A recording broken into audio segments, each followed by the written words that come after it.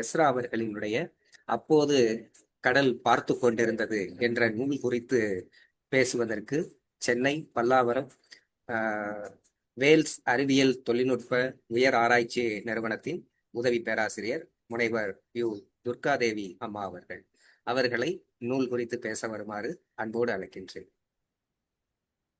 அனைவருக்கும் தொழிலாளர் தின வாழ்த்துக்கள், வணக்கங்கள். இனிய வணக்கங்களுடன் ஐயா பேசலாமா? பேசலாமா. இனிய வணக்கங்களுடன் முனைவர் யு துர்காதேவி. இன்று நான் சொல்ல போகும் சிறுகதை எஸ் ராமகிருஷ்ணன் எழுதிய அப்போதும் கடல் பார்த்து கொண்டிருந்தது. இந்த கதையை பத்தி உள்ள போலாம். நம்ம இந்த கதை என்னன்னா, விக்டோரியா மகாராணி லண்டன்ல அவங்க பிறந்த நாள் விழாவை கொண்டாடுறாங்க. சாதாரண மக்களே ஒரு விழாவை சிறப்பா பண்ணுவாங்க. ஆனா ராணியோட பிறந்த நாள்னா அதிகப்படியான ஆட்கள், மற்ற நாட்டு ராஜா ராணிகள்லாம் வருவாங்க இல்லையா? அந்த விழால, அந்த பிறந்த நாள் விழால உர்ஷல நாட்டு ராஜாவோட மனைவி பேகம் உம்ரா வந்திருக்காங்க. அவங்க அணிந்திருந்த முத்து மாலை அது ரொம்ப அழகா இருக்கு. அதை பார்த்தோன்னா சாதாரண பெண்களுக்கே ஒரு சின்ன சின்ன பொருள்களை பார்த்தாலே ஆசை வருது. ஆனா அந்த ராணி பார்த்த உடனே அந்த முத்து மாலை மேல ரொம்ப ஆசையாயிடுச்சு. அழகா இருக்கு, ரொம்ப அழகா இருக்கு. உடனே எனக்கு இந்த முத்து மாலை வேணும், முத்து வேணும் அப்படின்னு சொல்லி கேட்கிறாங்க. சரி, ராணியே ஆணையிட்டா வாங்கிதானே கொடுத்தாகணும். என்ன பண்றாங்க, அந்த மாலை, அந்த முத்து எங்கெல்லாம் இருக்கு என்ன அப்படின்னு அதை பத்தி விசாரிக்கிறாங்க. விசாரிக்கும் போது அந்த முத்து கேசி வகை முத்துக்கள். இந்த முத்துக்கள் இந்தியாவுல உள்ள தெற்கு பகுதியில திரிசடை தீவு அப்படின்ற ஒரு தீவுல, சின்ன தீவுல தான் கிடைக்குது. அங்க வாழக்கூடிய மக்கள் தான் அந்த முத்துக்களை எடுக்க முடியும், அது கிடைக்கிறது ரொம்ப அபூர்வம் அப்படின்னு சொல்றாங்க. சரி, ராணிய சொல்லிட்டாங்களேன்னு இந்த கவர்னர் என்ன பண்றாரு, ஒரு 2 படைப்பிரிவை அங்க அனுப்பி விடுறாரு திரிசடை தீவுக்கு. போனவங்க என்னாச்சு, ரொம்ப நாளாச்சு, 1.5 ஆண்டுகளாகுது, என்ன நடந்ததுன்னே தெரியல, அவங்கள பத்திய தகவலும் தெரியல. சரி, அடுத்து என்ன பண்றது, சும்மா இருக்க முடியாது இல்லையா? ராணி கேட்டதை நம்ம வாங்கி கொடுத்தாகணும். அதனால என்ன பண்றாரு, 104வது பிரிவுல ஒரு 30 வீரர்களை தேர்வு செய்து திருப்பியும் அனுப்பி விடுறாரு திருசடை தீவுக்கு. அங்க போனவங்க ஒரு 3 அல்லது 6 மாத காலங்கள் கழித்து கேட்டா அந்த கடல் வாணிகர்கள் சொல்றாங்க, அவங்க இது பாய்சன், அந்த விஷம் அருந்தி பருதிய நிலையில அந்த 40 வீரர்களும் இறந்து மிதந்தார்கள் அப்படின்ற செய்தி வருது. அப்ப அங்க போறதே ஒரு ஆபத்தானதா இருக்கு, ஏதோ பிரச்சனை நிறைந்ததா இருக்கு. அதனால என்ன பண்ணோம், அந்த பிரச்சனைக்குரிய இடத்த அப்படியே விட்டு வச்சிருக்காங்க கொஞ்ச காலம். அப்புறம் திடீர்னு அவருக்கு தோணுது, ராணி கேட்டதை நம்மளால பண்ண முடியலையே, கொஞ்ச காலம் கழிச்சு பண்ண முடியலையேன்னு நினைச்சிட்டு அப்போ தன்னோட படைப்பிரிவுல இருக்கக்கூடிய டக்ளஸ்ன்றவரை தேர்வு செய்யறாரு. இந்த டக்ளஸ் என்ன பண்றாரு, வீரம் மிக்கவரா இருக்காரு, புலிகள் வேட்டையாடுவதுல மிக சிறந்தவரா இருக்காரு.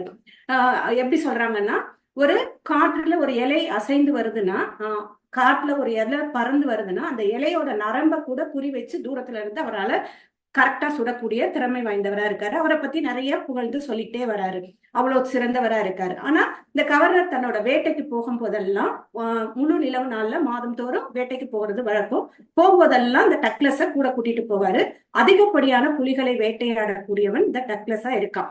சரி, இவனுக்கு இந்த திறமையெல்லாம் இருக்கு, அதனால அவனை கூட்டிட்டு போகணும்னு சொல்லி வேட்டைக்கு போகும்போதெல்லாம் கூட்டிட்டு போறான். அங்க போய் புலிகளை சுட்ட உடனே தான் அந்த புலி மேல, அந்த கவர்னர் என்ன பண்றாரு, அந்த புலி மேல காலை வச்சு ஒரு போட்டோ எடுத்து வச்சுக்கிறது அவரோட வழக்கமா இருக்கு. ஆனா டக்ளஸ் என்ன பண்ணுவான், அந்த புலியோட முடிகளை கொஞ்சம் மயிரை பறிச்சு கொஞ்சத்தை கட் பண்ணி என்ன பண்ணுவான், ஒரு ஜாடியில போட்டு வச்சுப்பான். அதை சாதாரண தினங்கள்ல இல்ல எப்பவாவது தோணும் போது எடுத்து அதை பார்க்கும்போது அவனுக்கு அந்த புலியோட சீற்றம் தெரியும். அவனோட அந்த புலியோட மூச்சு, அந்த இறக்க போற சூழல்ல அதோட மூச்சு இருக்கும் இல்லையா, அது வெளிப்படுற மாதிரி அவன் உணர்றான். அந்த அளவுக்கு வீரம் மிக்கவனாகவும் அந்த ஒரு வேலையை செய்யணும்னா வெறிகொண்டு செய்யக்கூடியவனாகவும் இருக்கான். அதனாலதான் இந்த கவர்னர் என்ன பண்றாரு, டக்ளஸை தேர்வு பண்ணி திரிசடை தீவுக்கு அனுப்புறாரு. டக்ளஸ் என்ன நினைக்கிறான், நமக்கு அடுத்தடுத்து ராணிக்கு முத்தெடுத்துட்டு கொடுத்தா அடுத்தடுத்த பதவி உயர்வு இருக்கும், நமக்கு நல்ல புகழ் கிடைக்கும் அப்படின்னு சொல்லிட்டு தனக்கு கீழே ஒரு 4 வீரர்களை கூப்பிட்டுக்கிறான், ஒரு சமையல்காரரை கூப்பிட்டுக்கிறான். எனக்கு வெறும் வேட்டை துப்பாக்கிகள் மட்டும் போதும், வேற எந்த ஆயுதங்களும் வேண்டாம்னு சொல்லிட்டு மறுநாளே கப்பல்ல பயணமாகறாங்க.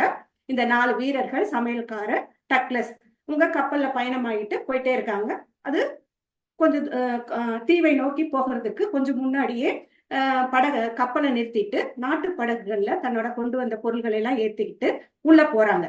அந்த போயிட்டு இருக்கும் போதே அந்த இடத்தை அடையிறதுக்கு முன்னாடி நம்ம என்ன பண்ணுவோம், ஒரு இடத்துக்கு போனோம்னா அங்க என்னென்ன நடக்கும் அதை பத்தி முன்னாடியே விசாரிப்போம் இல்லையா? அந்த மாதிரி அந்த கடல்ல வந்துட்டே இருக்கும்போது டக்ளஸ் என்ன பண்றான், ஒரு குறிப்பை எடுத்து பாக்குறான். அதுல என்ன சொல்லியிருக்காங்கன்னா அந்த தீவை பத்தி விளக்கமா சொல்லியிருக்காங்க. சரியா? அதுல என்னன்னா, கடலுக்குள் முத்தெடுக்க போறவங்க, அந்த தீவுல இருக்கவங்க என்ன பண்றாங்க, பல நாள் மூச்சடைக்கு வாழக்கூடும். அப்புறம் அந்த தீவு வந்து சங்கு வடிவுல இருக்கு. அதனாலதான் அங்க காத்தோ இல்ல எந்த ஒரு சத்தமோ போனாலும் சவுண்டா இருக்கு, சத்தமா இருக்கு, இரைச்சலா இருக்கு அப்படின்னு சொல்றாங்க. அப்புறம் மெயினா இந்த முத்துக்களை சேகரிச்சா அந்த மக்கள் வந்து கண்டிப்பா அதை விற்க மாட்டாங்க, யாருக்கும் கொடுக்க மாட்டாங்க. அந்த சூதனின்னு அவங்க குலதெய்வம் இருக்கு, அந்த குலதெய்வத்துக்கிட்ட படையலாக வச்சிருவாங்க. அந்த முத்துக்கள் எப்படி வருதுன்னு நினைக்கிறாங்கன்னா, இந்த சூதனி இருக்காங்க இல்லையா, அந்த குலதெய்வம் இருக்கு இல்லையா, அந்த குலதெய்வத்தோட உதிர்ந்த பற்களும் கண்ணீரும் தான் முத்துக்களா இருக்கு அப்படின்னு சொல்றாங்க. இன்னொரு நம்பிக்கை அவங்களுக்கு என்ன இருக்குன்னா, அவங்க இறந்துட்டாங்கன்னா அவங்கள வந்து ஒரு பெரிய கல்லை கட்டி நடுக்கடல்ல தூக்கி போட்டுருவாங்க. அந்த கல்லோட இந்த இறந்த சடலத்தையும் தூக்கி போட்டுருவாங்க. அவங்க வந்து அந்த ஆன்மாக்கள் வந்து என்ன பண்ணுதான், நீல நிற குமிழிகளாக இருந்துதான் எங்களுக்கு முத்துப்படுகையை காட்டுது, முத்துக்களை எடுத்துட்டு வர்றதுக்கு போறவங்களையும் பாதுகாப்பா கொண்டு போய் சேர்க்குது அப்படின்னு நம்புறாங்க. இதெல்லாம் வந்து அந்த குறிப்புகள்ல இருக்கு. அப்புறம் அந்த தீவு வந்து ரொம்ப எளிமையானது. அந்த தீவுவாசிகள் என்ன பண்றாங்க, ஒரு நண்டு எப்படி தன்னோட வலைக்குள்ளேயே அப்படி சுத்தி சுத்தி வந்துட்டு இருக்குமோ அந்த மாதிரி அந்த தீவுக்குள்ளேயே வாழ்றாங்க. நாட்டை பத்தியோ மக்களை பத்தியோ வேற யாரை பத்தியும் அவங்களுக்கு கவலை கிடையாது. ஆனா அங்க இருக்கக்கூடிய அந்த தீவுல இருக்கிறவங்க கப்பல்ல படகுல போனது இல்லைன்னா அங்க ஒரு அங்க இருக்கா, கற்கள்லாம் இருக்கான். அந்த கல்லெல்லாம் எப்படி இருக்குன்னா மிதக்கக்கூடியதா இருக்கான். படகா அதை பயன்படுத்துறாங்க அப்படின்னு சொல்றாங்க. இது மிகச்சிறிய தீவு. இந்த தீவுல வாழக்கூடிய மக்கள் மொத்தம் எத்தனை பேர் இருக்காங்கன்னா 18 பேரே தான் இருக்காங்க. இந்த 18 பேர்ல பெண்கள் 5 பேரு, சிறுவர்கள் 2 பேரு, சிறுவர்கள் 3 பேரு, அது மீத 10 பேர் வந்து ஆண்களா இருக்காங்க. இந்த குடும்பம் மொத்தம் 18லயும் 2 வகையா பிரிக்கிறாங்க. ஒண்ணு ஆலா குடும்பம், இன்னும் பட்டங்கட்டி குடும்பம் சொல்றாங்க. இந்த ஆலா குடும்பத்துக்காரவங்க என்ன பண்றாங்க, முத்துக்களை போய் எங்க இருக்குன்னு கண்டுபிடிச்சிட்டு வராங்க. இந்த பட்டங்கட்டி குடும்பத்துக்காரவங்க அவங்க இருக்குன்னு சொன்ன உடனே போய் அதை அறுத்துட்டு வராங்க, அதை போய் எடுத்துட்டு வந்து சாமிக்கு படைக்கிறாங்க. இப்படிதான் நிகழ்வுகள் நடக்கு. 100 ஆண்டு காலத்துக்கு மேல அந்த குடும்பங்கள் வசிச்சுட்டு இருக்குன்னு சொல்றாங்க. இவங்களுக்குள்ளேயே திருமணம் பண்ணிக்கிறாங்க அப்படின்லாம் அந்த குறிப்புகள்ல இருக்கு. உடனே தீவுக்கு பக்கத்துல வர ஆரம்பிக்கிறாங்க. அந்த தீவுல இன்னொரு சிறப்பும் சொல்றாங்க. இந்த தீவு வந்து ரொம்ப சின்னதுன்னு சொன்னோம் இல்லையா, மணல் நிறைந்து இருக்கு, நிறைய நீர் செடிகள்லாம் படர்ந்து இருக்கு.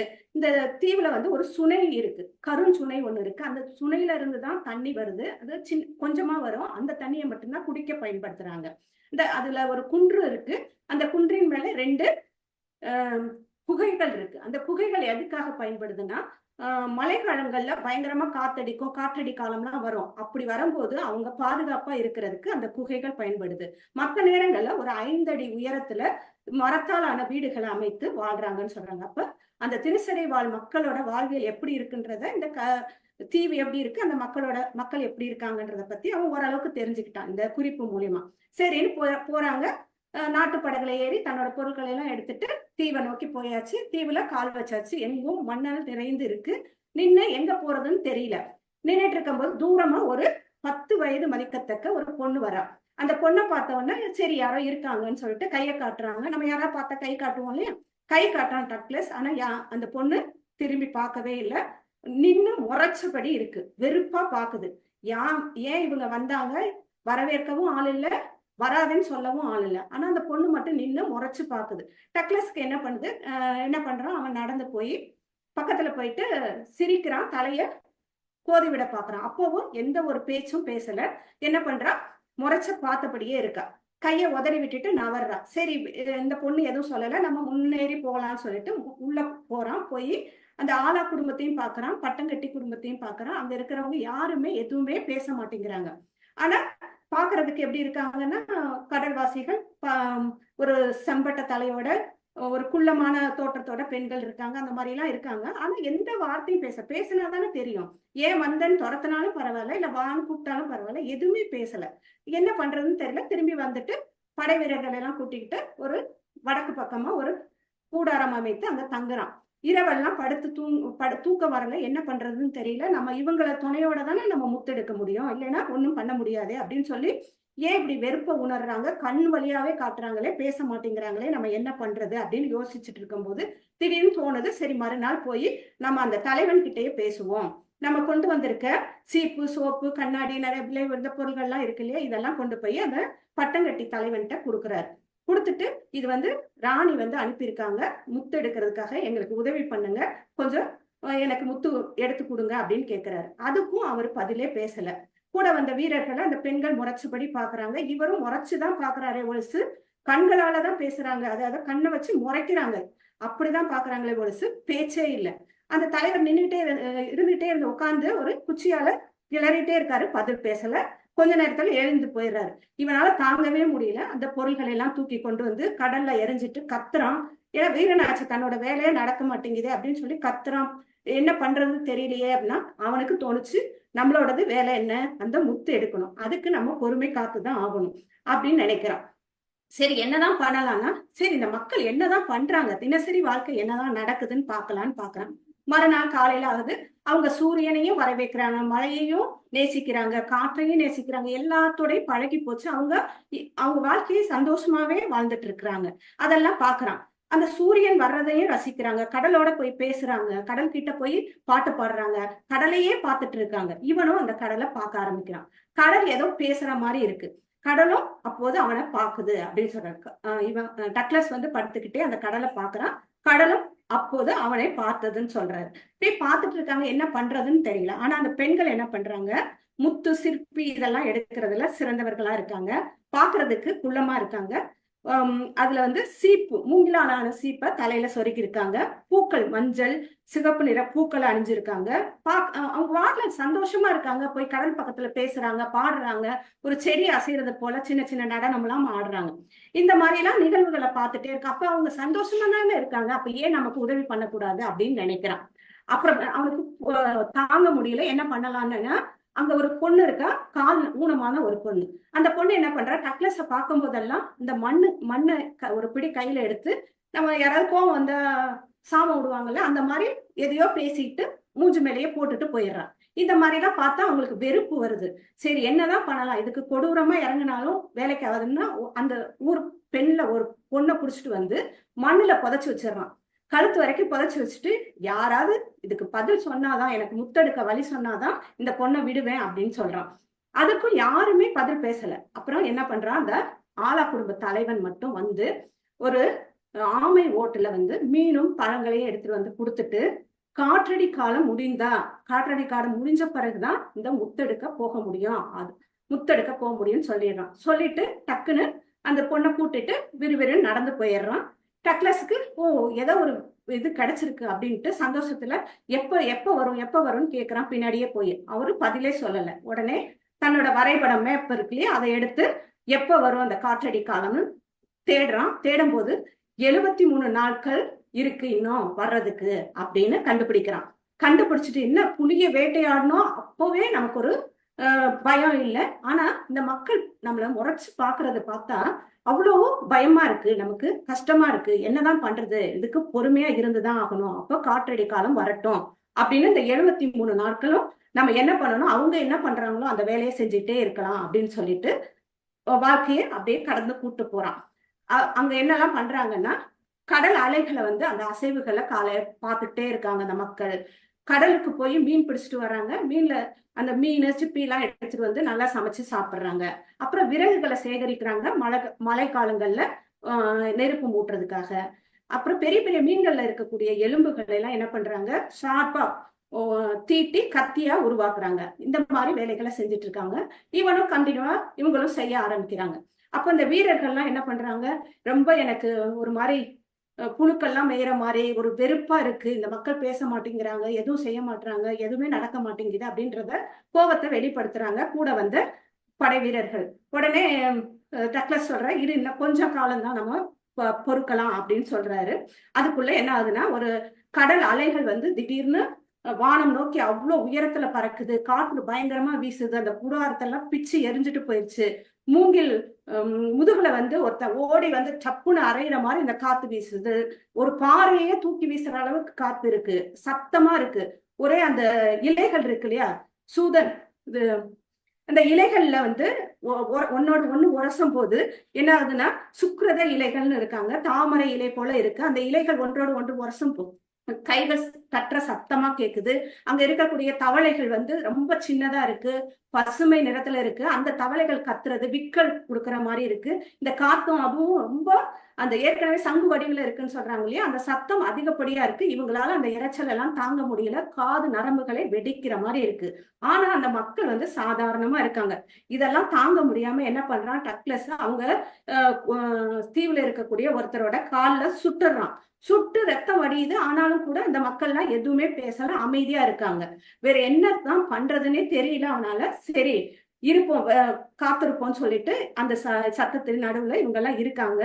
ஆனா ஒரு கட்டத்துல என்ன ஆகுதுன்னா, அந்த இலைகளோட அசைவுகள் குறையுது.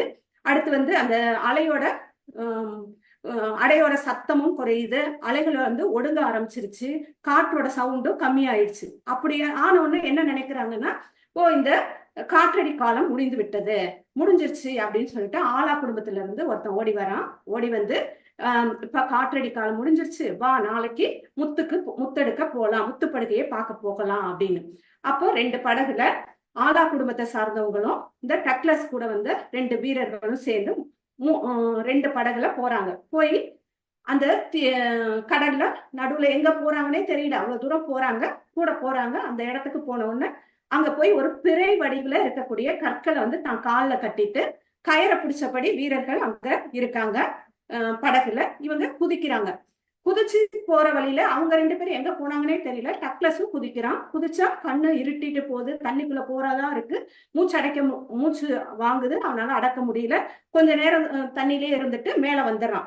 மேல வந்து பார்த்தா வீரர்களும் மயங்கிய நிலையில இருக்காங்க. மத்த 2 பேரையும் காணும், ஆள குடும்பத்து ஆளுங்களை காணும். என்ன பண்றதுன்னு தெரியாம படக திருப்பி தீவுக்கே கொண்டு வரான். இரவாயிடுது. இங்க வந்து பாக்குறான், அங்க ஆளா குடும்பத்து ஆளுங்கள் வரவில்லை. அப்புறம் என்ன பண்றான், கோவத்திலே இருக்கான். சரின்னு சொல்ல மறுநாள் நம்ம போவோம், ஒருவேளை மூச்சை அடக்கிட்டு அங்கேயே இருக்காங்க போல இருக்கு, அவங்கள வந்து நம்ம திருப்பி போனா அங்க கிடைச்சிரும், போலான்னு சொல்லிட்டு போறான். போய் அங்க பார்த்தா திருப்பி எந்த இடம்னே தெரியல, எங்க போனாங்கன்னு தெரியல. சரி திருப்பி வந்துடுறான். வந்து பார்த்தா இவங்க சாதாரணமா சாப்பிட்டுட்டு இருக்காங்க ஆளா குடும்பத்தார்கள். மறுநாள் என்னன்னு கேட்டதுக்கு, முத்து இன்னும் விளையல, நீங்க வந்து காத்திருக்கணும், அடுத்த காற்றடி காலம் வர வரைக்கும் நீ காத்திருக்கணும்னு சொல்றாங்க. அப்படி சொன்ன உடனே இந்த வீரர்களுக்கு எல்லாம் தாங்க முடியல, எங்களால எல்லாம் இருக்க முடியாது, எங்களை அனுப்பிடுங்க, நாட்டுக்கு அனுப்பிடுங்க, நாங்க போறோம் அப்படின்னு சொன்ன உடனே ரொம்ப கோபம் வருது. டக்ளஸ்க்கு தெரியாமலே இந்த வீரர்கள் போக பாக்குறாங்க. போகும்போது அவன் கண்டுபிடிச்சிட்டு, இந்த துப்பாக்கி இதுங்களை மட்டும் எனக்கு கொடு, மற்றதெல்லாம் நீங்க கிளம்புங்க அப்படின்னு சொல்லி அனுப்பி விட்டுறான். அனுப்பும்போது அவங்க வந்து கப்பல்ல போயிட்டு படகுல போயிட்டு கப்பல்ல போகும்போது நீர் பற்றாவையா காத்தின் காரணமாக, அந்த கடல் காற்றின் காரணமாக இறந்துட்டாங்கன்ற செய்தி கவர்னருக்கு போகுது. அவர் நினைச்சுக்கிறாரு டக்ளஸும் இறந்துட்டான் அப்படின்னு சொல்லிட்டு. சரி டக்ளஸ் ஆனா என்ன பண்றான், தீவுலயே வாழ்றான். ஏன்னா முத்தெடுக்காம நம்ம போகவே கூடாதுன்னு. முத்து எடுக்கிறதுக்காக திருப்பியும் 2-3 வருஷம் ஒவ்வொரு காற்றடி காலம் முடியவும் போறாங்க வர்றாங்க, எதுவுமே இல்லை, முத்து விளையவே இல்லைன்னு இப்படியே இருக்காங்க. வருடங்கள் பல கடந்துருச்சு. 9வது வருடத்துல என்ன பண்ணாங்க, கடலுக்குள் சென்றவர் ஆளா குடும்பத்துக்காரங்க சொல்றாங்க, முத்து வந்து இந்த முறை முத்து விளைஞ்சிருக்கு, வா முத்தெடுக்கலாம், இந்த முறை கண்டிப்பாக முத்து கிடைக்குது அப்படின்னு சொல்றாங்க. சொன்ன உடனே ரொம்ப சந்தோஷமா ஆயிடுதாக, நம்ம இவ்வளவு நாள் காத்திருந்தது நிறைவேற போகுது அப்படின்னு. அவங்க என்ன பண்றாங்க, அந்த பட்டங்கட்டி குடும்பத்து ஆளுங்க போறாங்க. போய் அந்த முத்துக்களை சேகரிச்சுட்டு வந்து சுக்கிரத இலை இருக்கு இல்லையா, அந்த தாமரை இலை போல அந்த இலையில வச்சு சூதனி முன்னாடி வச்சிடுறாங்க. வச்சு முடிச்ச உடனே இவன் என்ன பண்றான், டக்ளஸ் அந்த முத்துக்காக தானே வெயிட் பண்ணிட்டு இருந்தான், என்ன பண்றான், அந்த தனக்குன்னு வச்சிருந்த அந்த சுருக்கு பைய எடுத்து அந்த முத்துக்களை எல்லாம் போட்டுட்டு கடகடன்னு வயிற்றுல கட்டிக்கிட்டு ஒரு படகு ஒண்ணு எடுத்து கிளம்புறான். சரி இத கொண்டு போய் ராணி கிட்ட நம்ம கொடுத்துடணும் அப்படின்னு சொல்லிட்டு கிளம்பும் போது அந்த மக்கள் எப்பவுமே வெறுப்போடு பார்த்த மக்கள் இப்ப அவனை ஏளனமா கேலியா பாக்குறாங்க. ஆனா சிரிக்கல, எதுவுமே பண்ணல, பேசல, ஆனா ஏளனமா கேலியா பாக்குறாங்க. அதை பார்த்துட்டு எதுவும் பரவாயில்ல அப்படின்னு சொல்லிட்டு அவன் கிளம்பி கொஞ்சம் தூரம் வந்த பிறகு தண்ணி தாகம் எடுக்குது. அந்த கையில வச்சிருந்த தண்ணி எடுத்து குடிக்கிறான். அவனை அறியாமல் ஒரு அழுகை வருது. ஏன் நம்மளை பார்த்து இப்படி ஏளனமா கேலியா அவங்க சிரிக்கணும், என்ன ஏதோ ஒரு அசிங்கம் இருக்கா என்னமோன்னு தன்னைத்தானே உறுத்திக்குது, அழுறான். ஏன் அழுறான்னா அப்ப யோசிக்கிறான். அவனே சொல்லிக்கிறான். அதிகார வர்க்கத்திற்கு அற்ப சந்தோஷத்துக்காக, அந்த அதிகார வர்க்கம் ஒரு பெரிய பணக்கார ராணிக்காக இவன் போய் இத்தனை நாள்கள் இந்த முத்துக்காக இவ்வளோ நாள் தன்னோட வாழ்க்கையை வீணடிச்சிட்டானே. இதை நினைச்சுதான் அவங்க அவங்க கேலியா சொல்றாங்களா, கேலியா நினைக்கிறாங்களா அப்படின்னு நினைக்கிறான். ஆமா உண்மைதானே, இந்த ஒரு அற்ப சந்தோஷத்துக்காக நம்ம 9 ஆண்டுகள் வந்து நம்ம வாழ்க்கையை வீணடிச்சிட்டோமே அப்படின்னு நினைச்சிட்டு, அப்போ நம்ம இவ்வளவு நாள் கஷ்டப்பட்டது, இந்த 9 வருஷம் கஷ்டப்பட்டதுக்கான பலன் இந்த முத்துக்கள் தானா அப்படின்னு நினைச்சு மனவேதனை அடையறான். உடனே தன்னோட மடியில இருந்த முத்துக்களை தூக்கி கடல்ல வீசி எறிஞ்சிடறான். வீசி எறிஞ்சிட்டு என்ன பண்றதுன்னு தெரியாம யோசிச்சுட்டு இருக்கும் போது ஒரு காற்று என்ன பண்ணுது, அவன் தலையே வருடி விட்டு செல்ற மாதிரி இருக்குன்னு அந்த இடத்துல எழுதுறாரு. அப்புறம் கடல் பறவைகள் மேற்கு நோக்கி நகர்ந்து போகுது, பறந்து போகுது. அதெல்லாம் பார்த்துட்டு இருந்தவன் டக்குன்னு தன்னோட படகை அந்த பறவைகள் போன தீவை நோக்கி தன் படகை செலுத்தினான் அப்படின்னு முடிக்கிறார். இந்த டக்ளஸ் போன்ற பல இடங்கள்ல நம்ம என்ன பண்றோம், நம்ம என்ன வேலை செய்யறோம், என்ன பண்றோம், எதுக்காக ஓடுறோம், என்ன செய்யறோம்ன்றது தெரியாம நம்ம நாட்களை வீணடிச்சிட்டு இருக்கோம். அந்த மாதிரிலாம் இல்லாம நம்ம வாழ்க்கையை பயனுள்ளதாக நமக்காக வாழ வேண்டும் என கூறிக்கொண்டு வாய்ப்பளித்த வினோத் ஐயாவிற்கும் அனைவருக்கும் நன்றி, வணக்கம். சரிங்கப்பா, உண்மையிலேயே ஒரு சிறப்பான அந்த கதை சொல்லுதல். ஏன்னா இயற்கையை அனுமதிக்கின்ற அளவில் மட்டுமே நாம் அதனை அனுபவிக்கவும் முடியும். இயற்கையோடு இணங்கி இருக்கின்ற பொழுது அது நம்மை ஆசீர்வதிக்கின்றது. நாம் கடவுள் என்றோ இயற்கை என்றோ அதற்கு நாம் புரிதலுக்கு ஏற்ப பெயர் சூட்டி இருந்தாலும் கூட இந்த கதை அப்படி ஒரு அழகான இயற்கை தழுவிய இயற்கையோடு இணங்கிய ஒன்றை, ஒரு இறைமையை அது மையப்படுத்துகின்றது. மிக அழகாக அம்மா அவர்கள் எடுத்துரைத்து பேசினார்கள். துர்காதேவி அம்மா அவர்களுக்கு நன்றியை தெரிவித்துக் கொள்கிறோம். நன்றிங்கம்மா. நன்றி ஐயா.